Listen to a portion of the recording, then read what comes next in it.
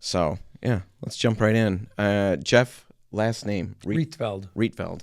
I can see it. I always, I send you a lot of emails, but I don't always pronounce it in my head, and I'm terrible at pronouncing. So, out of the box, run that place. You got a couple locations, Holland and Zeeland right now. Yep. How long have you been running out of the box games? 15 years. We opened October of '09. You opened up October of '09. What'd you do before that? Well, I worked at a local manufacturer. Most of what I did was just miscellaneous. I mean, I was a jack of all trades. When the economy started tanking in 2008, someone who was a jack of all trades wasn't the top person kept around. So we went into a lot of rolling layoffs. All right. A week on, a week off, 2 weeks on. And everyone was struggling. And I just realized, I think I can create my own job and leave my off and on job here to somebody else. All right. So the rolling layoffs hit. Were you were married at that point? Oh, yeah. So what do you got? You've got how many kids? 4. 4 kids. So all of this was happening. You probably had all 4 kids at that point. Yeah. My oldest was 9, and the youngest would have been 4 or 5. Okay. So what's that like? You're going through that. Was your wife working at that point? She had a business downtown Holland that we were in the process of selling. Oh, in the process of selling that. We sold that end of January 2009. All right. So hitting these rolling layoffs, you're thinking that maybe you can start. I mean, how do you go from that? You've got this other job to running a game store, opening a game store. What's that? Well, we had discovered games when we were married in 1997 and just realized that there was so much more out there than Monopoly. And we just had so much fun with it when we were very young married and no extra money. We could buy a $40 board game and get a lot more entertainment out of that than going to a movie every now and then. Sure. And then when we saw the economy struggling and knew it wasn't going to get better very quickly, we just felt there's a real value in helping people find these games to play because they could buy a $40 board game, have fun, play with their kids, play with family, and they get a lot more enjoyment out of that than going out to eat and whatever else that they were cutting back on. So that was our gamble. So where did you find these board games in the beginning? I mean, there weren't tons of stores like No, yours the around. Outer Limits in Grand Rapids. Outer Limits. Outer Limits. They used to have a location in Standale as well. That closed since. And I mean, back then they had 20 games, probably not even 10 games on the shelf. And we walked in and there's this brand new game called Settlers of Catan that we bought. And Okay, brand new at that point. brand new. That had only been in the U.S. about a year. What other games at that point were big? I mean, Ticket to Ride, was that out at that point? No, that wasn't until That wasn't 2004. Okay, so that wasn't even out yet. No. So Catan. I mean, Carcassonne came out in 2001. The Empire Builder series of the crayon rails trains one where you draw on the board. Okay. That was out then. But there weren't a lot of games that were really big. People just didn't know about them. Catan really was it. So did that start it? Did Catan start this In many resurgence? ways. I mean, there had been other games out, but still nowadays when someone learns that game, they're just like, oh my goodness, this is so different than I thought games were Candyland and that was it. So what made you go in? You just walking around, you stop in? What? No, we played a lot of Hand and Foot, the card game. Yeah, I think we've talked about this on the show, and I always think of the disease. That's not what you played. No. That's different. We played that with my wife's family a lot, and we loved it, but we played it a lot. And I pulled out the yellow pages, grabbed the phone book, and I'm like, there's got to be other things out there. And What is Hand and Foot? it's a card game. It's also known as, when I was a kid, it was called President. Why would it go from President to Hand and Foot? Well, it was called... Was the disease not popular at that point, and they just figured... Yeah, I don't know. We still sell it. They have deluxe editions now that you can buy, but you usually just play it with a deck of cards. So it's You're trying to, and I mean, I have not played it since, the year 2000. Yeah. But I think you have, a dozen cards in your hand. And I think you're just playing cards out like rummy style on top of what other people play. Okay. And you want to get done with all your cards and you have your hand of cards. Once you are done, once you play the last card in your hand, you have the same amount of cards in front of you. That's your foot. You get to pick that up, and then you start playing from there. Okay. So you don't get to so you see play those... from your foot. Yes. All right. At first your hand and then your foot. All right. And once you're out, you win the game. So. Okay. All right. I've never. But that one, that was like, okay, this is crazy fun. We need to find other games, other Yes. things like this. There have to be. Yep. So I looked up in the yellow pages, and actually, it was Cobblestone Crafts and Hobbies. I called them up. They are the ones who told us about Catan. And so we picked it up right away from them, and we were on a waiting list for the anytime any expansion ever came out. Until then, we didn't even know board games could have expansions. Right. All of that was brand new. Yeah. So, like, but when you're growing up and your wife's growing up, I mean, did you guys play the normal games? Were you playing Monopoly? Were you playing all of that stuff as a Monopoly, Racco. So you did a lot of board games. Axes and Allies with my brothers. We did a lot of that. I've never finished a game of Axis and Allies. Finished a few. No, see, Dad and I would play. I remember Mom. I got it for Christmas once, and we'd play, and it took forever for us. I don't know how long. How long does it normally take? When I played with my brothers, it was usually a rainy Saturday, and we would 5 or 6 hours. Okay, yeah. So we'd play a couple hours, and then we'd move it. We had a little spot in the living room, a little brick area in front of the fireplace, and I could put it on that, slide it right onto that, and it'd sit there until the next time we'd reapproach the battle. And Mom would get so annoyed with it being out that she'd always just scoop it up, swoop all the pieces into a box. So I never got to finish one. So you played all of those games. Axis and Allies was a pretty big game, pretty unusual in a sense. That's true. I mean, very much head-to-head fighting against the other person. Yeah. Directly recreating World War II. So it's not everyone's cup of tea. No, but I remember when I found that one, because my experience, probably like most of us, anybody who plays games, I play a fair amount of games, you run into, a new game and you think, oh my goodness, this is completely different from anything I've ever played before. And that was Axis and Allies for me, because all we'd ever played was Connect 4, and things like that. Dad cheated at Monopoly, so that was never any fun at all, except to anybody but Dad. So you started with that. Your wife played a fair amount of board games, so this was an easy transition for her. Yeah. Right, we decided to make the switch over. Rent was pretty cheap at that point. We got a tiny little spot right next to Hungry Howie's in Zeeland. All right. So you were in one space. The spot that you're in now then is the newer building. That's our third. This is our third one. space. Yeah. Okay. So you keep expanding. When you talk to people, I'm assuming, I don't know, but to me it seems weird. Like if you would tell people that you're gonna, like when you've got this idea in your head and you've got a job, your wife's closing down or selling her business, and you're thinking, let's go make a living selling board games. There had to be people who thought you were nuts. If you told everybody. Yes. Okay. What was that like? Kind of like the rest of life, when you got something good, or at least you think you do, you just got to try it. And we had a lot of support from family all along. I mean, it wasn't that people thought we couldn't do it, just maybe more that it couldn't be done well. And we spent, the 10, 12 years, I guess, between when we were married and discovered all these games and opening the store. Anytime we were in a new city, let's go check out the local game store. And we basically had a kind of a mental checklist that we built over the years of what we thought were the do's and don'ts. Like, we're not going to do this. We are going to do this. Types of games, Magic the Gathering, we decided from the beginning that's not really, we want to be able to have game nights and have people come and play board games in our store, but we don't want to fill it up with people playing a game that's everywhere. We want this to be, you come in, you sit down, you play a game for an hour, meet some new people, and then when the game's done, you're done, and you move, you come back another week. We didn't want it to be so focused on a collectible card game and many other things as far as design.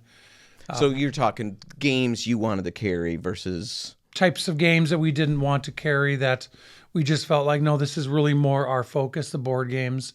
We knew that as time went on, we would discover other things to add. And obviously toys are a huge part of our store now. Jigsaw puzzles, very big part. We actually called our store out of the box Games and Puzzles to begin with. we put the name puzzles in there because we thought it sounded better. And we're like, well, we better carry some puzzles. So we ordered in, we only had like 20 or 30 puzzles. We now carry over 1,000. Yeah, you got a ton of puzzles. So we knew we were going to slowly expand what we did, but we had some ideas, just fun, fun for people. We didn't want to, I don't know, how do I say it? We didn't, I don't even know what I'm saying. Oh, yeah, no, we'll cut that part out. No, we leave that part in because that's where I live most of the time. I start something and I don't know where that train was going at all. I'm very curious, though, about, so I've had a lot of like big dreams, big visions, probably not as big as the vision you had because yours is implemented. Mine all die on the shelf somewhere. And mine normally die when I get a fair amount of, I've got my own headwinds that I create. I'll come up with all the reasons why that might not work. But the minute I start getting that from other people, I tend to, then I really, really analyze. And normally that's when things die. How did you power through all of that? I guess that's a big deal. I mean, I would say most of our ideas have not worked. Little ideas. Oh, let's try this. Let's try that. And especially once we became quite well known, we get a lot of customers now that are coming to us with their ideas. And there's a lot of amazing ideas out there, but 90% of them we end up not implementing for some reason or another. We get close. Mm-hmm. We've had a few over the years, like escape rooms have worked well, our game library, our game room, everything from we sell used puzzles. Our used game selection is huge now. A lot of them have worked out. How do you make sure all the pieces are there? You got to put the whole thing together? Alex counts every single one of them. You've got a guy in your store, Alex, who counts them. Every single piece. We asked. So you got a 3,000 piece puzzle. Oh, puzzles. Puzzles are different. Sorry, he counts the games. No, and a 3,000 piece puzzle doesn't have exactly 3,000 pieces. It's usually, Wait a minute. No, you're saying most 1,000-piece puzzles are like 1,008. So it's not an exact number. No. It's just a ballpark. Correct. Like our Advent Christmas puzzles, you get 42 pieces a day by 24 days, and it's 1,000 and some pieces. No, puzzles people have to bring in on a board. Okay, they've got to and bring we have to them see it, put and together. It's annoying for them, I'm sure. Once had a woman pull it out of her trunk, and it fell. Gust of wind, and it blew down Main Street. And her puzzle was 30 feet down the road. We laugh about it. How much money was she going to get anyway? $3. But so I got to put my puzzle together again. Yep. Bring it on a board to your store. Mm-hmm. And we give, minimum 3. It goes up from there depending on the type of puzzle. It's the only way we can guarantee it complete. Well, you're right. You're not going to have Alex count the pieces. No, because he doesn't know how many there could be. It could be 1,000. It could be 1,008. Right. So we that was one of the ideas we had. What if we count the pieces and none of these? Wait a minute, none of these are working. You don't want to count 1,000-piece puzzles. No, I can't imagine Alex coming to work and hearing he's got 3 puzzles to count. Well, no, and for a puzzle that we're only selling for $6, that's not worth it at all. So you know the pieces are all there though, because you've seen. Unless you guys, they bring it in. Them. We put them. We pack up and put them into the box, basically. He counts the game pieces. He counts every game piece. We ask that customers count them ahead of time, but then he counts again as well, and he's pretty quick at it. All right. He takes some home, and he decides he's going to have a movie night, and he counts games during the movie. It's a big life. It sounds pretty exciting. I don't know. Doesn't it? It used to be me. I didn't love that part of the job. No, that doesn't sound fun. But starting the game store, it just feels like, okay, I've got a job that seems really stable. And I guess starting any business, you're going out on a limb. The painting contractors that we work with, it's the same thing. They work with somebody, they decide they can do it, they jump in. But those are, normal jobs, Jeff. Selling games doesn't feel like it's a way better job. Established. I think it's way more fun, but I think it's way more not stressful. as established. No, especially so that had to be scary. You're taking your whole family. Yeah. It was, the economy I said was going poorly. Our kids were in the Spanish immersion program at Zeeland Christian at that point. But with the layoffs, this is late 2008, early 2009. I just realized we can't sign them up next year. We don't know where things are going to go. And we literally had $7,000 in savings from everything. And we just decided, we took every penny. I built the shelving units actually out of old door frames because they were dirt cheap at like the Habitat Restore and whatnot. Oh, you went and snagged. So I bought dirty old broken door frames, pulled them apart, build those. I don't know if you remember our old A-frame racks that looked like they were made out like one yes. by. Yep. So built all of the racks out of that. Had a very, we were actually approached by the gentleman that owned the building that we ended up in, and he offered us a very good rate.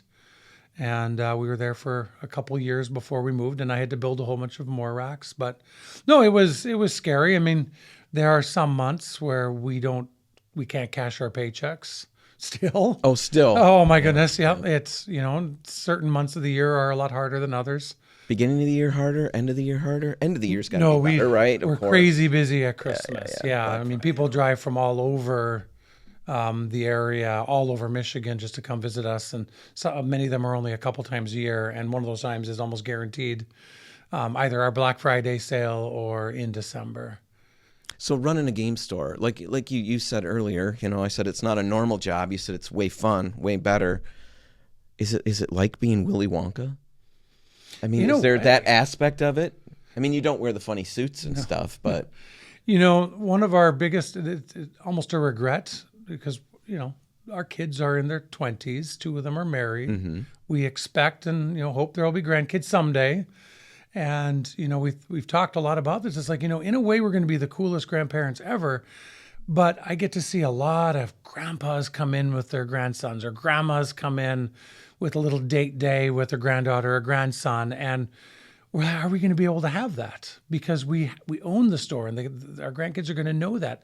I don't get to take my own grandchild to a toy store and say, you got $4 to spend. No, you can make them work in the toy store. Well, that's true. And like I said, we'll still be the coolest grandparents around, I'm guessing. But it's also... Wait, Jeff, see, I'm going to have grandkids too. Okay. So there's going to be some competition. Second coolest. Okay. I don't know who's going to be cooler, but it's not going to be a walk away like you're thinking it is. Right. You might not walk off with that. Yeah. But yeah, that's pretty fun. But like you said, stressful. I mean, you're dealing with all fun stuff, and yet there's still, there's the stress of business. Mm-hmm. Other stresses? Angry people? Sometimes. Oh, really? Oh, yeah. We get a few. What are they mad about? We hopefully she doesn't listen to this show, but we had a woman yell at the manager of our Holland store the other day because she said, I have an 8-year-old boy. What do you think he would like? Oh, well, let me show you this. No, that's not it. Oh, well, let me show you this. He has kids in that age range. And she eventually said, we just don't know what my grandson likes. And she stormed out. I can't believe you have that guy still hired. So, it sounds like he didn't have a clue what was in her mind. Yeah, I think some people get stressed, and we're very low key about things, and we understand. We often will have people come back and actually apologize and say, okay, I was really cranky and I'm sorry. I just don't know what I'm doing. It just feels so wrong. I can see going and I'm having them work on my car and they tell me it's, $40,000 and my car it's not even worth close to that. And your mind blows up and you yell at people. But these are board games. We I don't understand what. Well, and that's why our Black Friday sales are so good. These are people, we had 121 people in line this year at 6 a.m. Is that bigger or smaller than bigger? Normal? So it was, we broke 100 2019, and then 2020, things went way down. And then last year we broke 100 again, 101. And then 121 was the biggest that we've ever had. But these people are having a blast. We bring out coffee and hot chocolates, and the line is wrapped around the corner approaching City Hall, and they're just having so much fun because they're there to buy themselves a board game or a toy or a puzzle. They're not there to get a 70-inch TV. No. And there's only 8 of them. We have limited quantities, but we have so much that we have available that it really is. It's a fun place to work. Our customers really are great, and probably it's for that very reason we're selling. It's such entertainment. It's a community thing, I love that aspect of it. The small business. You walk in, you guys know me. I don't have to give my name. You know me at the computer. They can get me. I've got what do I call that? Like a membership is a term we use. My brain shuts off too, just flat shut off. A membership, I've got that. And so all of that's really fun. I love the fact, like you were just describing, the manager couldn't give the game that the lady, had in mind for her grandkid. But so often, you guys have helped me out. I mean, we're going to get to some of that in a little bit, and you're going to hopefully help a lot of people out. But that's just so much fun. You know the games, the stuff that you're selling, You'll like it. It's fun. And I think a lot of the people that you see are repeat customers. I mean, I know when I'm shopping there, I see people that I've seen in plenty of other times. What is something, we all maybe have an image of what running a game store is like. I'm sure mine is completely wrong because it really leans towards the Willy Wonka stuff. But what's something that's surprising that maybe people would think, oh, I never would have thought that? Oh, I get 300 emails a day. It's just amazing how much time I have to spend just answering and reading. The researching of games is kind of fun. I don't have the time that I used to for that. Researching? What are you researching? Just the games you want to stock? Yeah. Or? I mean, it took me 3 months to build the list we opened the store with 200 board games. That was our budget with the amount of money we had. And it took me months. I went on to websites to check reviews, to check ratings. At that point, I knew a lot of the games, but I need to have this many games that are an hour long, this many games that are 90 minutes. I want to have games that really work for kids or for party games. And it's a lot harder now because there's so many new games out. In 2022, we've not calculated 23 yet, we stocked over 1,000 new games. So if you used to be on our email list, we used to send out once or twice a month an email of all the new games. Mm-hmm. And I wanted to try to have it be once every 2 weeks. There were some months we'd only have one new game that came out. But you can imagine 1,000 in a year. We have some weeks we have 30, 40 games, and it just gets lost.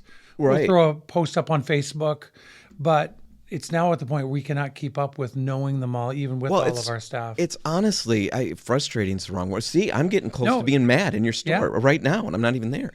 But I'll come in because my lifestyle's changed. The kids are busier than they were 5 years ago when we just did tons of games and stuff like that. So I don't get in as often.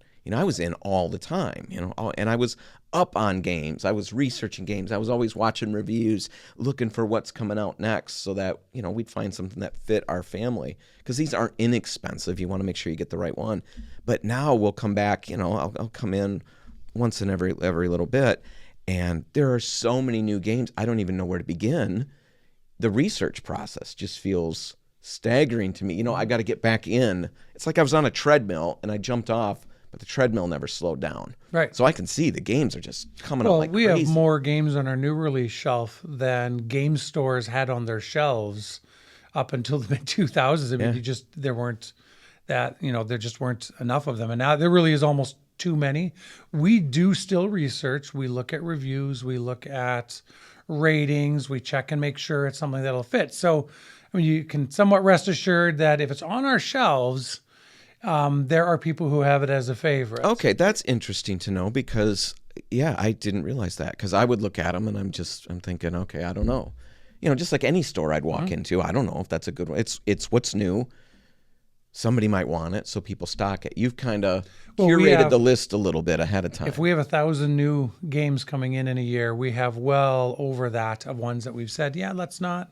Really? Do that. So a big one is a customer, Dan will come in and say, I've heard about this new game. I really want it. Might be the only new game that's coming out in a year, but you saw something about it. Yeah. And okay, well, Dan's placed an order for it. Let's take a look at this. We know kind of the games Dan likes. Yeah, how many Dans do we have? Let's get in enough of these. They sell out quickly. Not enough Dans. So, we sell out quickly often because they don't make as many with so many games, as many as they used to. So we're like, all right, we need 8 copies. We need 10 copies, etc. And then, so we base a lot of the games we get on ones that have already been requested. So our customers do a lot of our research for us. If someone is asking for one, we know they've done a lot of research and we trust their opinion on what they know they like, and therefore we know approximate percentage of the rest of our store that's going to like it if they see the game. Well, I didn't know all of that, but it makes sense. I mean, I can see that play out. Now that you're saying all of that, I can see how that plays out in what you've got on the shelves. And just, again, I think it leans into the community that you've created around your business. I mean, people are a part of, it's not just customers. They're actually helping you. Oh, absolutely. Come up with what you got. I would not have thought about the inventory part of things from that angle, the curating of the inventory as a part of running the game store. I would have just figured you go to the catalog, pick the newest things, but you're going through Catalog's too big nowadays. Yeah. And So we have 3,000 new games in stock and close to 2,000 used. I mean, we have a lot of games, and we were bursting at the seams. Yeah. In that location. At the Zeeland one? The Zeeland one. And we don't have anywhere near as many games in our Holland store. We still have a few hundred. Yeah, the Zeeland store, everywhere you turn around in there, there's another little room going off somewhere with a bunch of games on the shelf. Our game library. We have a new room. Our used games are now in one of our old escape rooms. I just stumbled into that the other day. That's been very popular. So with all of that going on, I mentioned earlier how my family, we just got busy. We played games like every single night. We'd crank out one and we'd play that for an hour or two, and then we'd get another one and play that for a half an hour, and sometimes a third one, and we'd play from right after dinner till 10 o'clock at night, and then we'd do it again the next night. And then slowly that just dropped off. I got kids running over here doing this. How do you maintain a gaming lifestyle at home? Do you only play the games how do you do that? It's tough. We're so busy, and I get a lot of people that come to me from all over the country. I want to do this. What advice? They want to run a game store. They want to run a game store. What is the main advice you want to give me? How do they find you? Just research? How do they find you? We're well known. We have more games in most of the stores in the U.S., in little old Zeeland, and people find out about that through various websites and different things. So they'll come to me and they'll call me up. Or they'll stop in if they're in the area, and they'll ask. And biggest advice I give them is, if you love playing games and you open up a game store, you will play less games. In a way, it becomes part of your job, and you need a break from it. There are times of the year, like this time of year, we love doing it, where we explain games to people.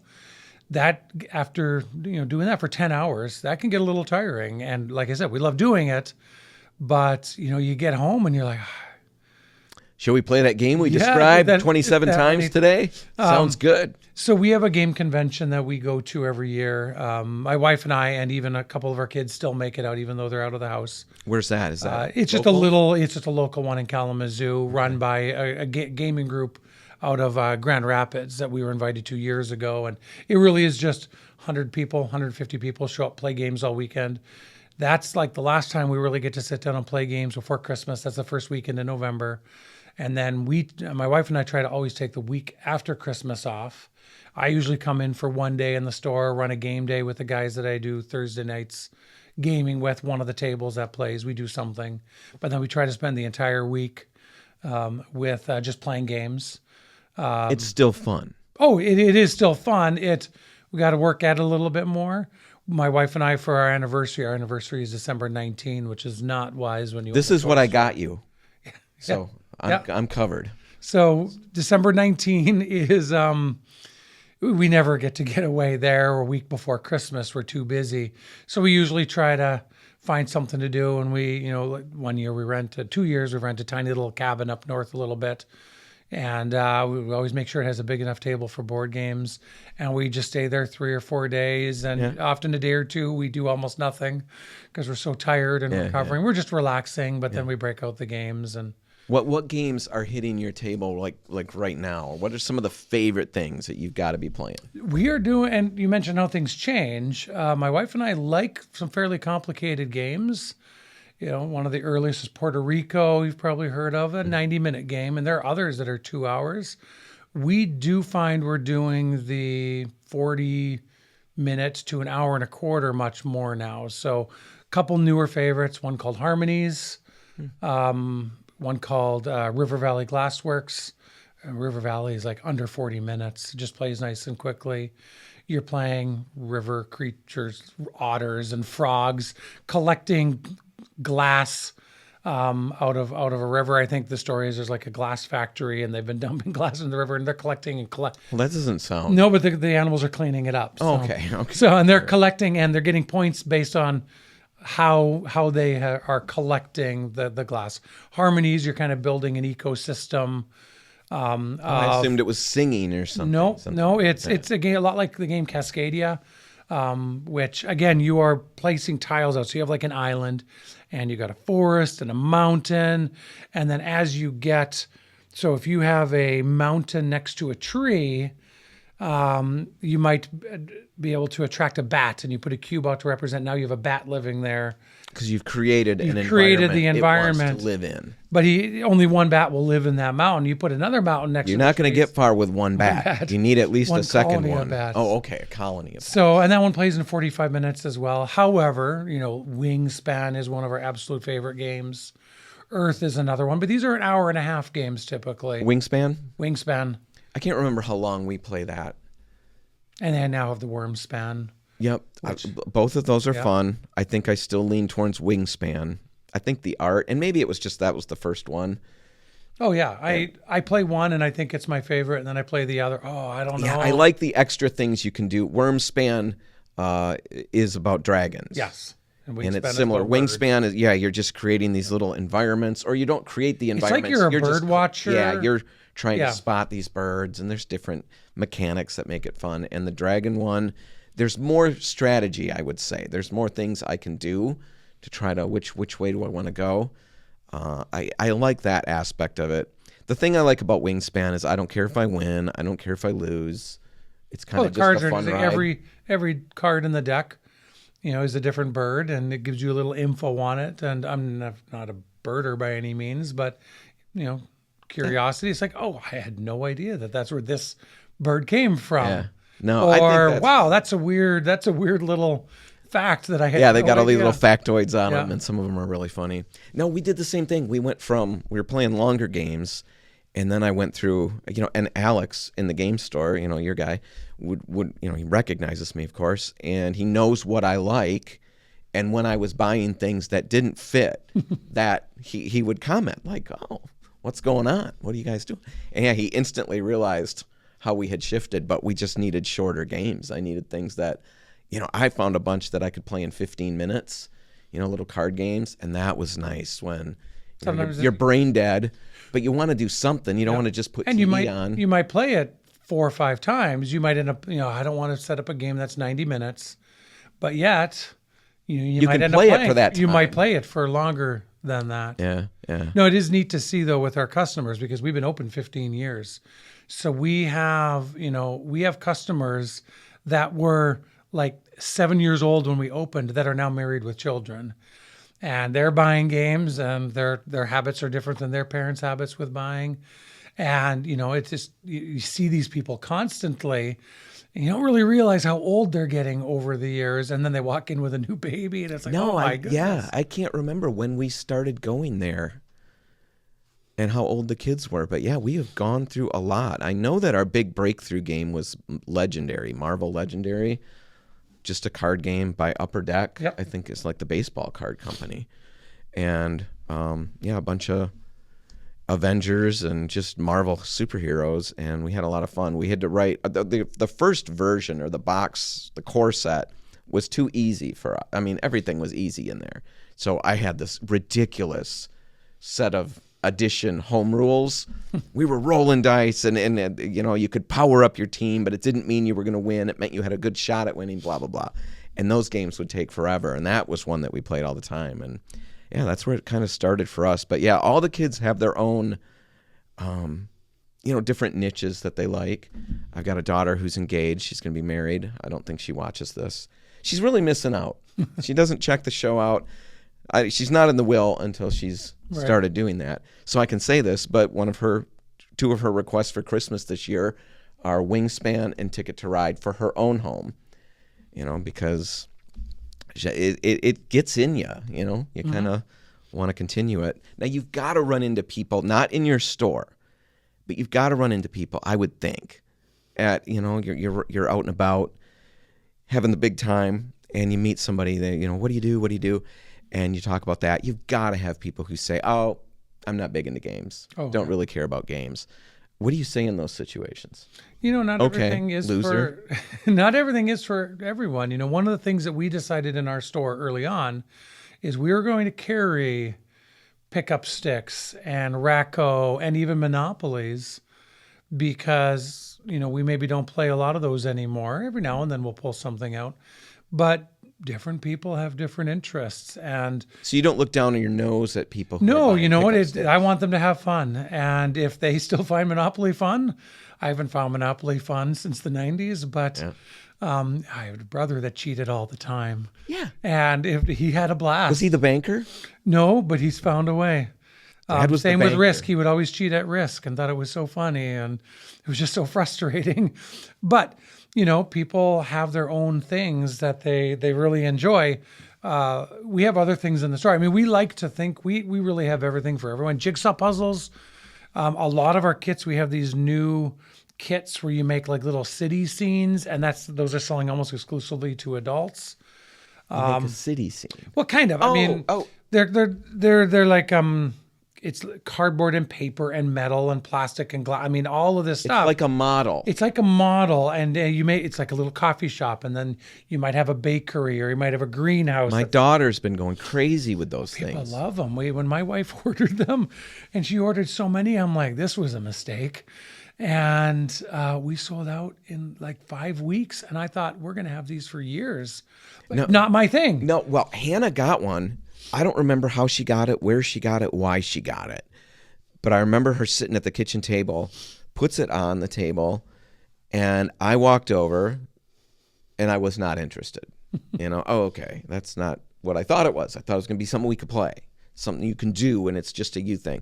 So I walked away. She pulls the box out, and there's like 8 bazillion pieces. She bought one of the more complicated ones right off the bat.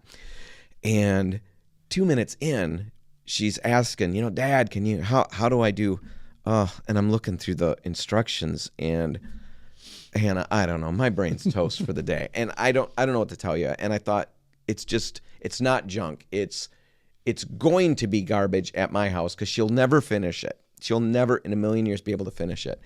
So she works on it. She putzes with it. And it took her like 3 hours to get into figuring out all the little, what they were telling her to do. She creates some of the coolest little things. And yeah, everybody ends up huddling around the table because you create this literal scene with crazy details. Oh, it's amazing. Even down to, like, I've got a kid who's an electrician. She hired him. Well, didn't hire him. She didn't pay him anything. But she brought him in to do the wiring because there's even little wiring for lights and running all of that. He was thrilled to be able to use his skills in the model. Those are pretty crazy. Oh my goodness. I mean, we just had a pallet of them arrive yesterday. So I get to go back to the store and inventory all of that, and there'll be sets we sell out of for Christmas. And people just set them around? I guess. Like, they used to be. There were some, and I think you've got some that are like bookshelf. Those are they call those book nooks. So you have 2 books, and one's like a little train station, and the other one might be a library or whatever. And you put them on the bookshelf. And I mean, amongst books. And they're gorgeous. They really are. Not if I made one of them, but it would be very sloppy. But no, people absolutely love them. So you've got all kinds of stuff. we do. Now, some people, they'll walk in the store and be like, oh, there's nothing here for me. And they walk out and it's like, no, if you gave me the time, I might be able to find something for you. But, they're different people. It's like a Christmas movie. You got people who come in, they're too Scroogey to enjoy what's there. You can win them over. That could be a Hallmark movie. Yeah. It could be big. Do you have any stories that you can think of somebody that you converted, a non-gamer who understood and dabbled with it? And boy, yes. So maybe she listens. Barb, a woman who discovered us within the first few weeks of us opening in 2009 at when we were beside Hungry Howie's. They were sitting out in the car waiting for their pizza. Like, what is that? They walk in. What is this? And we explain. And I don't know if she bought a game that night or one of the next times she bought a game. And she was going to go get a movie for them to watch with their pizza. She made the decision. This is what we're doing. They have 2 kids at home. Her husband was never quite as much into games, but she got a big variety of games. And got to the point where twice a month she would come in and buy a new game. And they'd go home and play it. And she said to us, she's like, this is so much better than us just watching another watching another movie that one or two of us like, the others don't. She still comes out, and she's now one of our regulars on Thursday night game nights. No. Her husband's not as much into games, Yeah. but she's got a group of 3 or 4 women. They show up. They have their table that we basically reserve for them, and they sit down and they play games. Yeah, Every I Thursday miss night. it. I miss, where we went through years where we didn't watch a lot of movies, or anything. We hardly had the TV on. Yep. Canceled cable, did all of that because we were playing games. And now we're back to, everybody's just tired. And we got to find a way to power through that. My kids and I've got Andrew, my second. I've got 5 kids. He's the second oldest. It's hard. The first 2 were twins. I don't technically know if they're the same age or if they get counted as different ages. But anyway, Andrew and I play a lot of role-playing games, but we do it just the 2 of us, and we've got a system that we use to kind of solo run it. Mm-hmm. And we do a lot of that, and that's a brain sink. It really takes it out of you, but we don't get to play a ton of games anymore, so that's a bit of a bummer. We got to get back into that. Well, talking about games, let's get to some of the big games coming out, or the big gift ideas. They don't have to be coming out yet. These are out right now. Big gift ideas, big recommendations for Christmas 2025. What do you got? And let's break it down for like you always say you do. You've got it in your store for these are bigger games, these are medium games. Well, and what would you recommend? It's interesting because previous years I've done I brought in Wingspan and Azul and to the show here into the a pile of them, and still very much ones that we recommend. But even as our habits have changed, my kids are all grown as well, and the ones that we play are different. When we get together, Christmas Day, the kids are all over. We try to play a few games. We end up just doing a lot more party games. We can sit around still on the couches, everyone, wrapped up in blankets or whatever else, because we still get up at 5:30 in the morning. Our kids still want that to start opening gifts, so we're a little tired. You don't have to wake them up, or you do have to wake them up? So they typically will spend the night if they can. They can't always. Life gets in the way.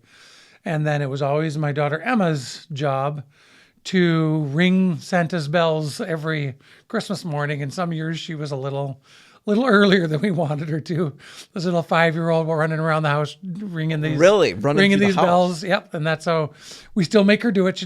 She feels kind of silly about it, but no, it's still your job. Still run through the house? She doesn't run through the house anymore. She just walks and jingles the bells. That's really crazy because we did that too. We had we didn't do the bells, but Dad's thing, he held on and probably still holds on to the concept of Santa. Santa's there, Santa's a thing. And so I remember being in college and my sister knocking on the door. Santa's been here. It's like, okay, let's go. But yeah, it was early stuff. I know with my kids, the very first Christmas that they were old enough, they were born in November. So that first one, they didn't really pay a whole lot of attention to. They were rookies. But the next one, I was convinced they were going to love this. So we had bought them. We had Pampers points, all the diapers, because they're twins. So we had a lot of Pampers points, went through a lot of diapers. And we could buy all these crazy things. And we bought these huge battery-powered Jeeps, those little Jeeps that you ride around on the yard, you sit in. Mm-hmm. We could get 2 of them, because we had the 2 kids. And I put them together all Christmas Eve. It took me till, I don't know how late in the morning, early in the morning, 2 in the morning. And I woke everybody up, all the kids up at 6 o'clock because I was so pumped. Our photos are just like a tragic train wreck. It's just kids screaming, slumped over the little wheel, the steering wheel, screaming their lungs out. So that was my first experience waking everybody up early. Now I let them kind of find their own way, but still, normally we're up by 7:30. You guys are up at 5:30. We try to make it be 6, but even still, it ends up sneaking up a little bit. And, it's great. The kids, it's one of those memories. And someday, assuming we have grandkids, we'll see if they, keep coming to our place or what happens. But yeah, don't wake them up early when they're 1. No. Doesn't play out. So what games do you recommend for the season? A lot of our personal favorites that we play a lot of. Just One, it's a party game where everyone is working together. You have to give hints, and you write them out on a little board, and you show it to everyone except the person whose turn it is. And I now have to look at all the words and guess what the actual word is. Okay, so how many people can play? I think it says 7. I played it with more, but I think you get 7 boards in the box. Okay, so And you really need at least 3. You can't do it. But with us having 4 kids and my in-laws are there, we have plenty of people. So you're looking at a card. You've got that's the answer. That's what we need to get. Yep. Everybody's got to write down a clue. Yep. So they know what they're writing down? Does everybody know what No, they don't know everybody what else each other is. So let's say my word is chocolate. And this is the example from the back of the box. So I hold up the card that says chocolate, and I don't see it. And then everyone else has to write a hint based off of the rules really are just one. Only one of each clue can be out there, and they can only just one word. So if you said cocoa and someone else said cocoa, your answers don't count and they get hidden. So you want your hint to not be chosen by anybody else. But if you say cocoa and one other person says white and one other person says dark, I have a pretty good chance. Oh, white chocolate, dark chocolate. I have a pretty good chance. So do we show our boards to each other first to eliminate the ones that are the same? Yes. So I think whoever's it closes their eyes, turns around, everyone shows. And if you have to delete, we had it one time where literally there was only one hint left because those 2 people chose the same word. Those 2 people chose the same word, and the 5th person, and it was just you had no chance of guessing it then. Oh, that's really fun. And for us, it always devolves where they start cheating. So, do you punish those people? No, you punish them I'm not severely? allowed to. No, you're not allowed. I'm not because does your wife punish them? She's the one. She's cheating. So, like one year, the hint was Terminator, or the word was Terminator. And of course, this is when the cheating really began. They're all whispering. And the hints were Arnold Schwarzenegger, I'll be back. And they changed the order so they sat. Now, my daughter, she's like, I don't know what this is. So they cheated and she still didn't get it. It was quite funny. That's classic. Yeah.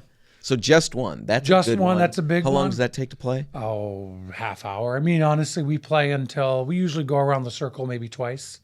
When our kids were teens, we played until people started fighting, and then we would start. That was the dumb, Yeah. All right, new game. That's normally how our games end. That's when they end. Yes. When that starts. That's one game. Poetry for Neanderthals. You have to kind of give hints out, but you only have to talk. You can only talk in 1-syllable words. Poetry for Neanderthals. So you have to. And I've only played it once. That was a gift last year for my daughter. And we had a blast, but you have to, the whole point of the game is you have to be able to say something, but you can only use the 1-syllable words. And you really do sound a bit like a caveman when you do that, because there are words you can't even say if they're 2 syllables. And you can't say syllable. You have to, say one word, anyway, it's fun. It's hilarious. Okay. So again, you've got a word that you're trying to explain to get somebody to guess, basically. Yes. And it's a party game as well. So you got and you get a big inflatable bat that you get to hit the person with we didn't play with that. Oh, I would have played with that. I have 2 sons that maybe will get a little too into that. That's true. One that we're getting ourselves this year, and I can't really explain it well. Part of my fun is actually opening up the game and reading the rules and learning it. So I'm not a big one for going onto YouTube. I point a lot of people to YouTube videos how to learn games. But I only want to know a little bit, because part of the wonder that I had 25 years ago when we got into games was, this is how it works. Looking at the pieces and everything else.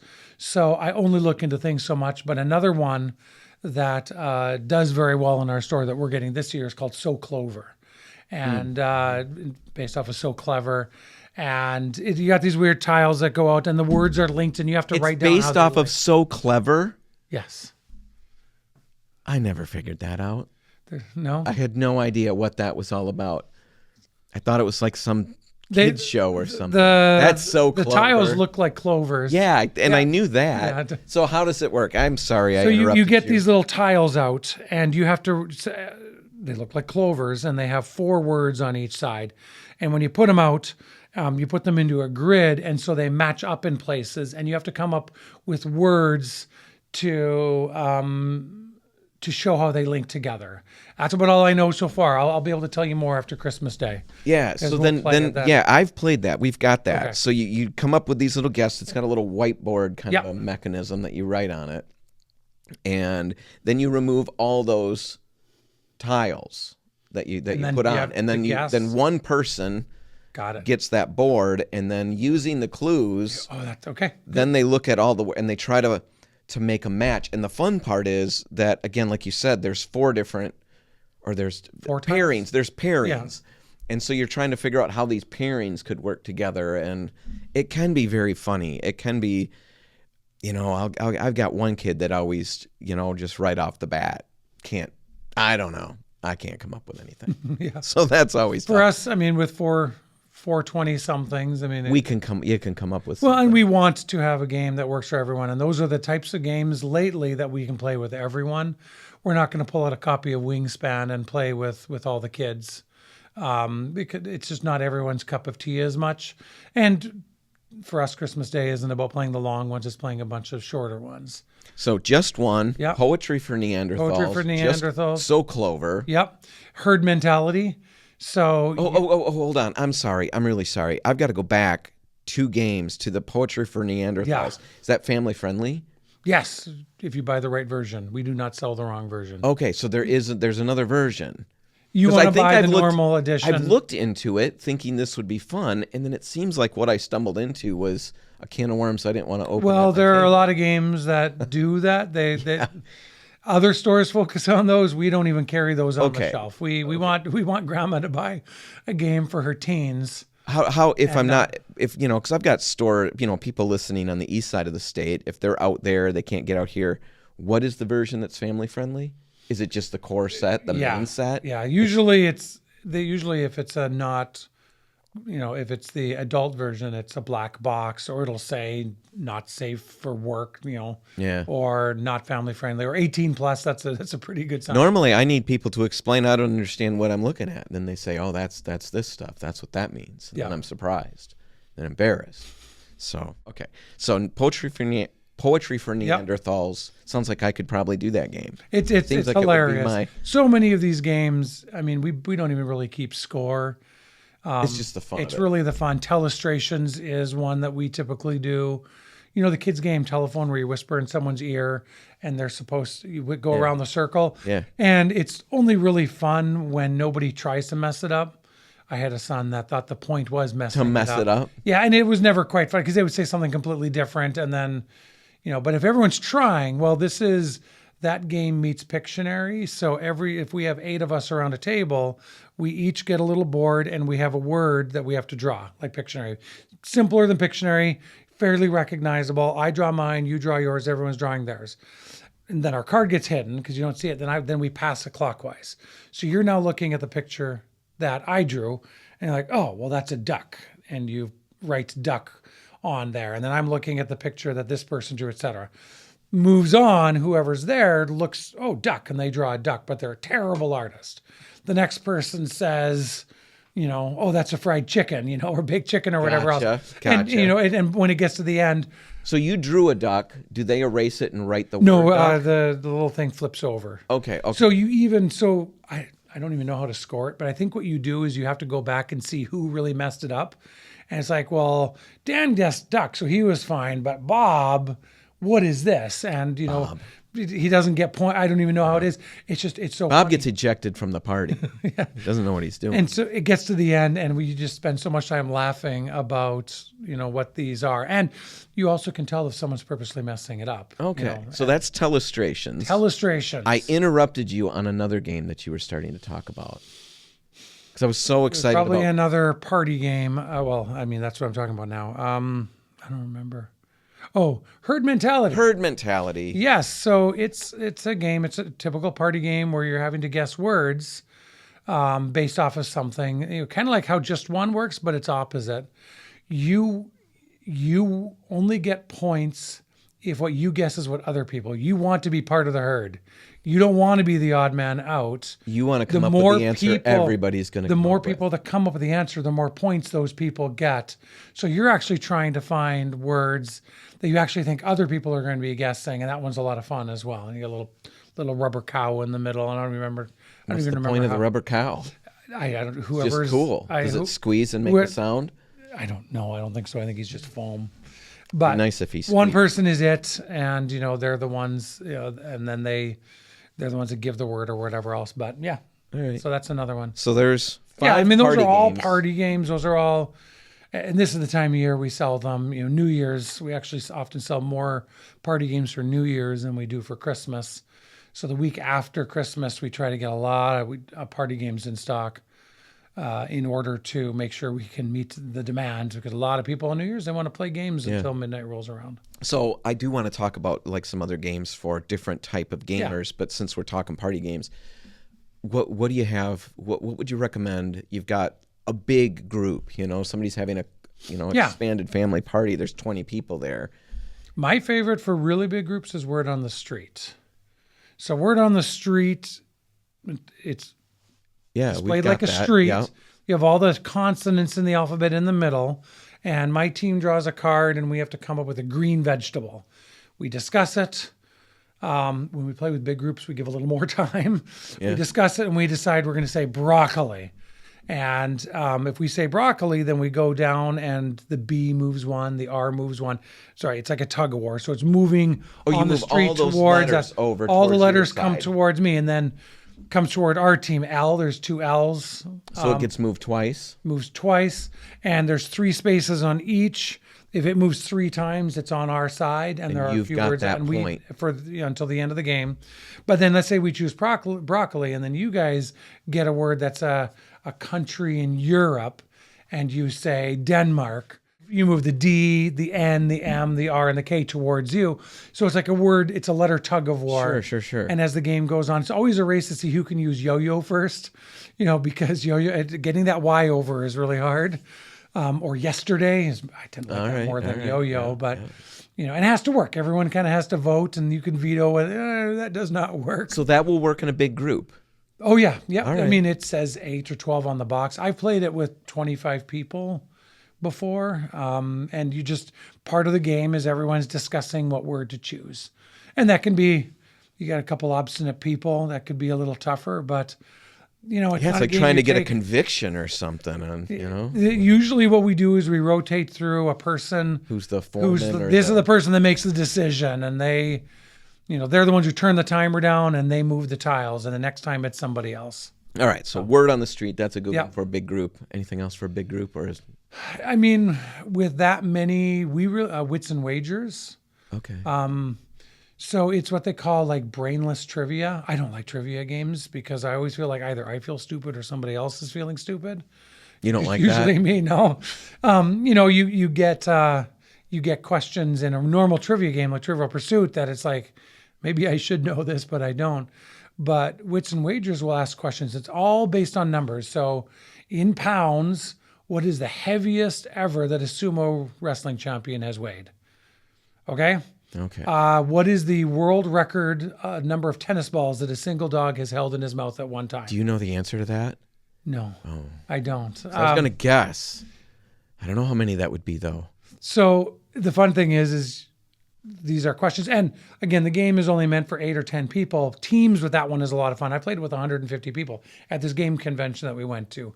We had a version of that we played. So the table had to come up with the answer, and then the answer got submitted. And the answers are only numbers, and the numbers get put out in a row, lowest to highest. And it's just like The Price is Right.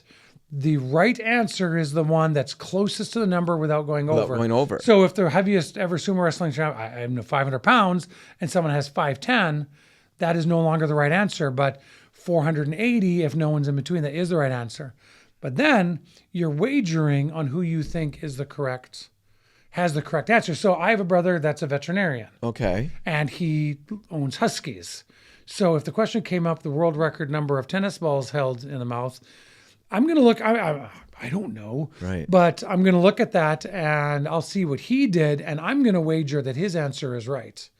And then I might have another wager, but just in case this person does this.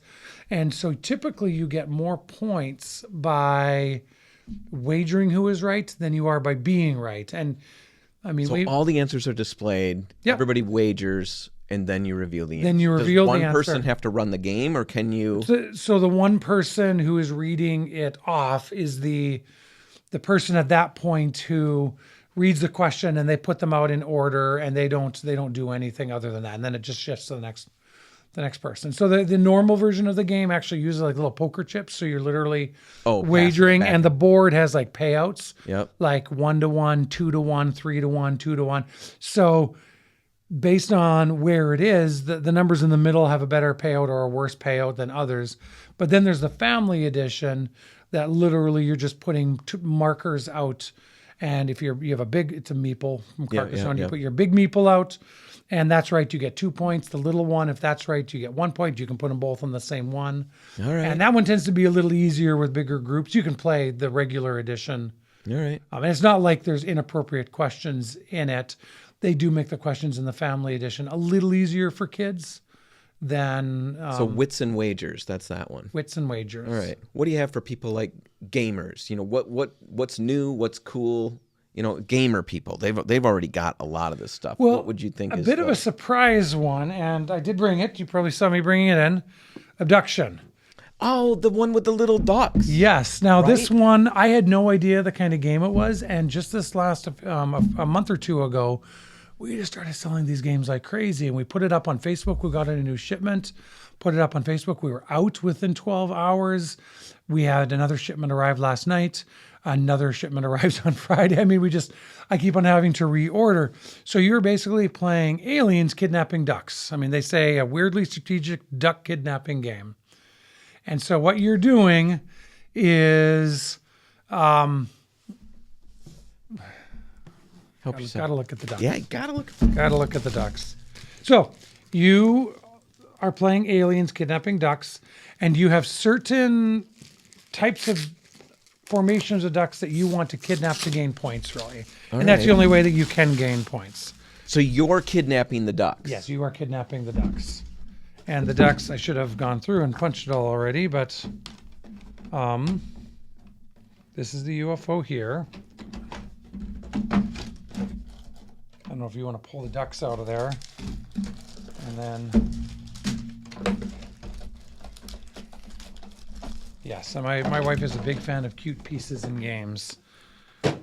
Oh, they're very cool. All right, so there's a whole bunch of different colors of ducks.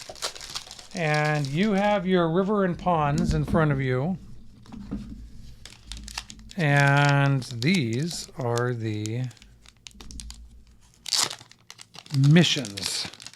So you want to kidnap ducks based off of these. These will be in front here. Let's do an easy one. So these are in front of all of us to be able to play. And what we're going to have... everybody different color? It's these, how they come out is random. No, so these, I'm not pink, you're not yellow. Okay. These are the different ducks. So you're going to have on your board a bunch of ducks in different colors. We have a weird board with only... Two colors. Two colors right now. I don't even remember how many. 4 or 5? Let's find out. I think maybe there's 4. 4 colors. 4 it looks colors. like. So these are like your special mission cards, and this is how you gain points in the game. All right. And if you were the first person to do, what's the name on that one? Pair bond. Pair bond. So 2 different pairs of same color ducks in this shape and orientation. This would be, I'm almost there. Telling me that there's 2 different. Okay. Yeah, the lights kind of are shining off the cards. So this would be 2 of one, 2 of another. I kidnap these ducks. And they go in the little, UFO. that looks like a pie. It's like we're making a duck pie. And then I put the card in front of me. It's my points. A new card comes out. So we're all working to do this. So now this one comes out and it's looking for two of the same color, 2 of the same color on the ends, right? Yes. So you've already got 2 on the ends. How do you get more ducks? So it looks like 3 in between.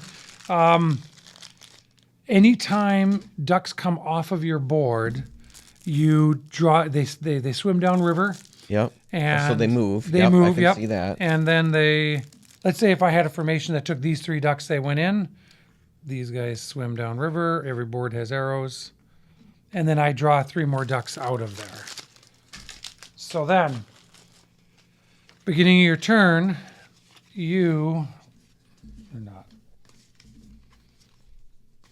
they're not shuffled yet. Right.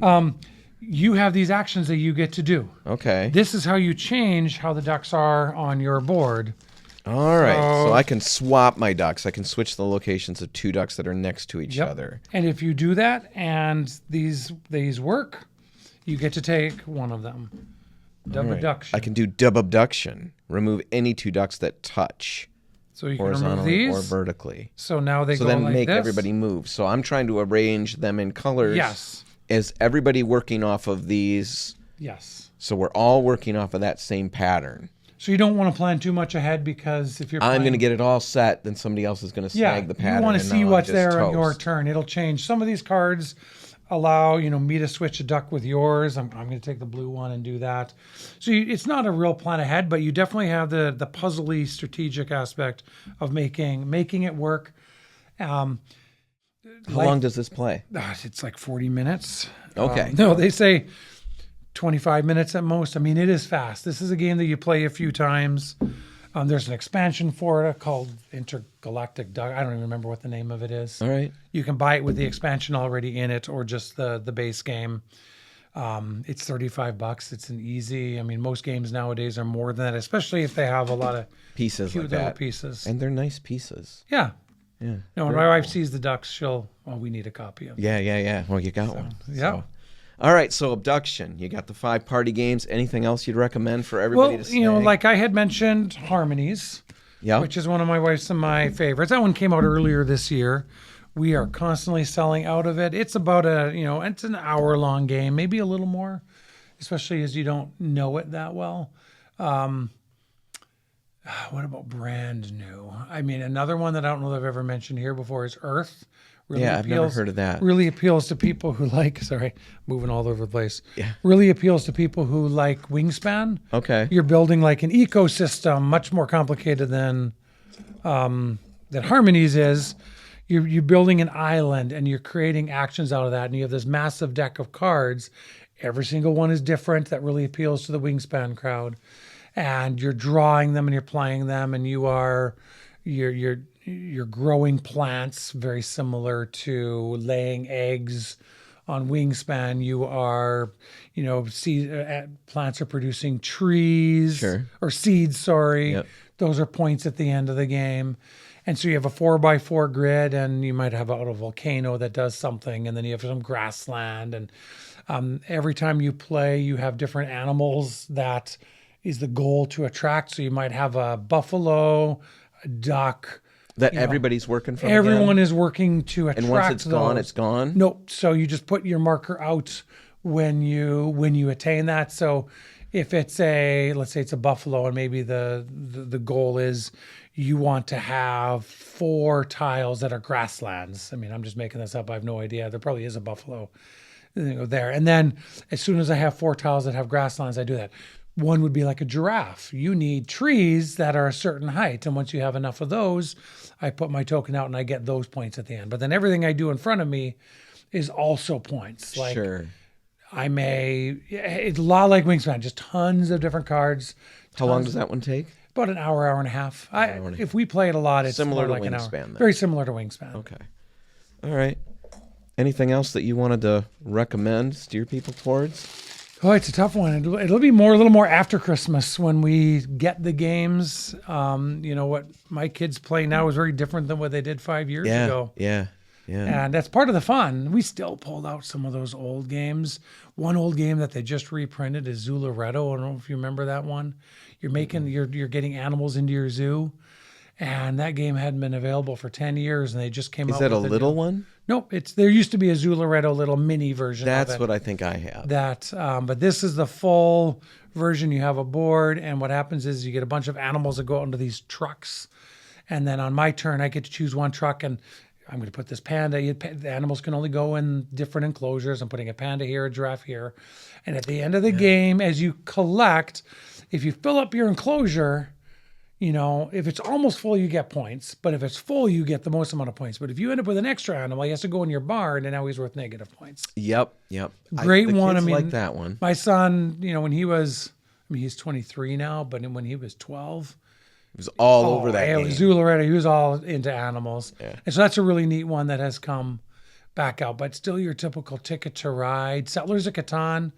I mean, I Crazy. still Those tell games, people, yeah, so old, and yet if you haven't played, I had someone the other day that said, I heard about this game. I mean, just like I said, 25 years ago, and it was probably almost the exact wording I used when I walked into Cobblestone back then. And they said, and they're like, I heard about this. What can you tell me? And I explained it, and we have to get this as a family. And I just know when they open that up and they play it, it's just going to be a whole yeah, new it world still for works them. really, really well. It's not going to feel dated or no, especially if you've never played anything beyond your Monopoly and Risk. Yeah. So I'm betting there's people listening thinking, it sounds complicated. It sounds like a buy-in is too big. Am I going to be able to pick these games up and learn them?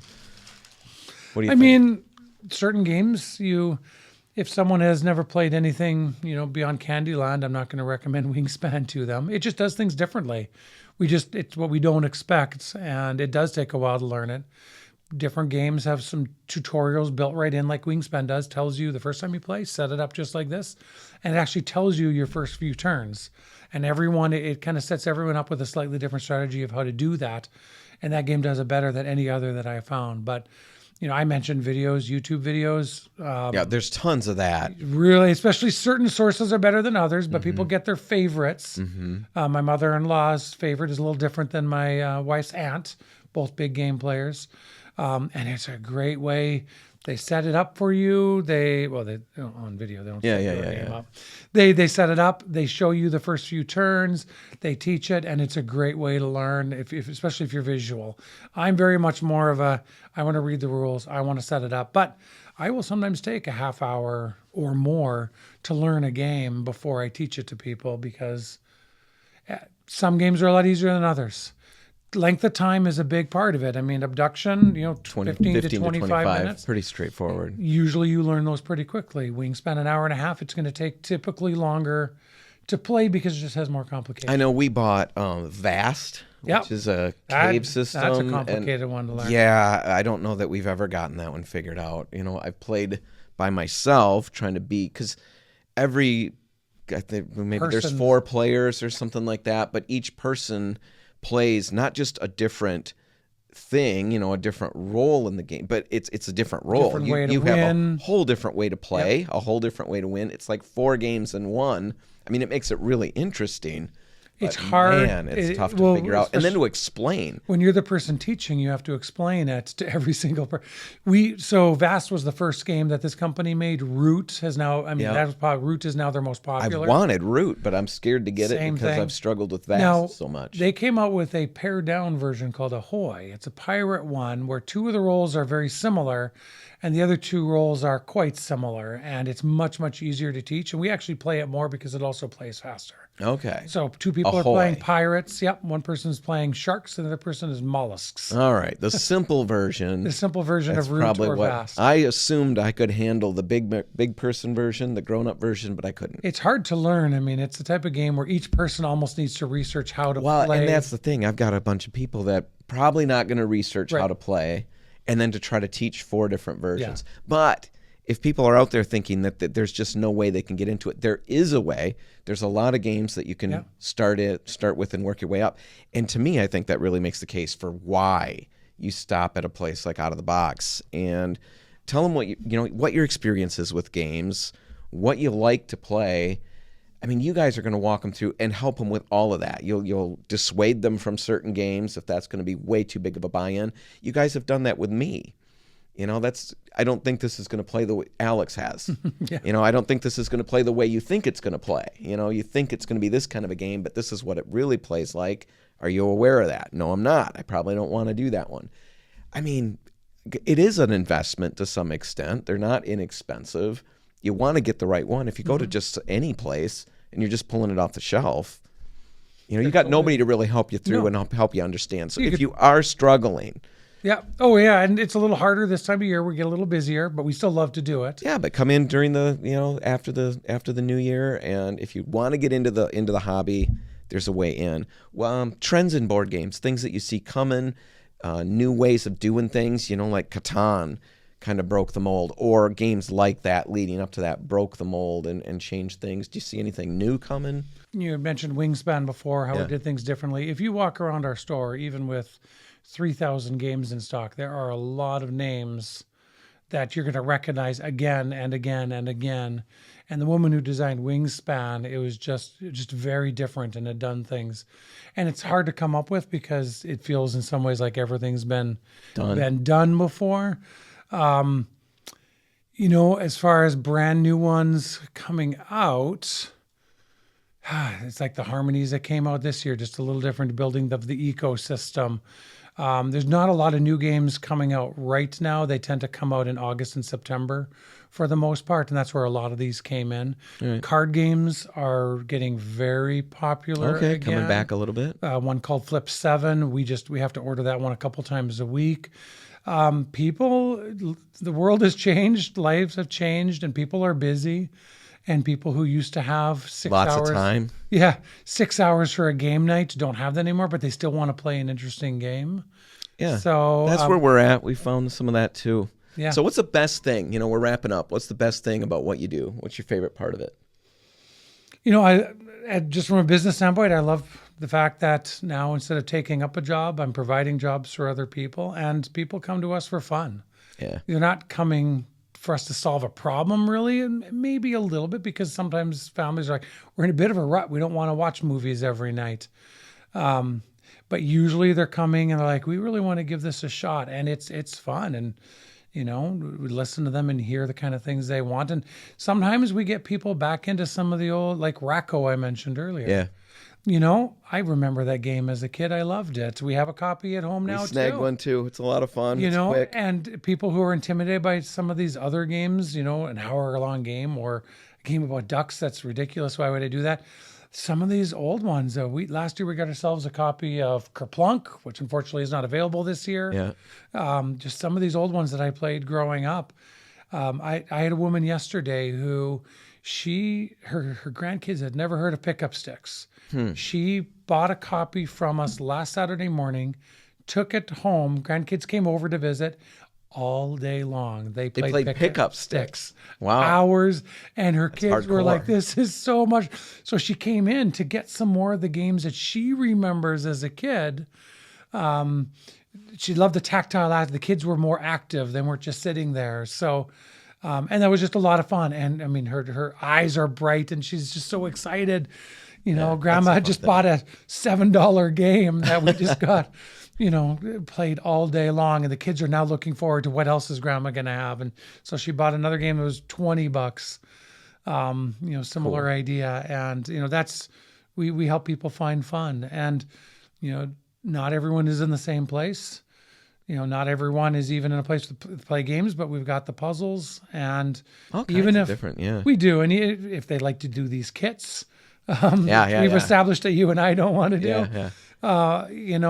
We like to think we have something for everyone, but fact of the matter is you never know where someone's at, and where they're at now is probably not where they're going to be in a few years anyway. So out of the box, you've got a Holland and a Zeeland location. Yep. What are the hours? Give those out. And then so Zeeland is 10 to 10 Monday to Friday, 10 to 6 Saturday, and Holland is 10 to 8 Monday through Saturday. All right, Jeff Rietveld from Out of the Box. Thanks for hanging out. Oh, thank you.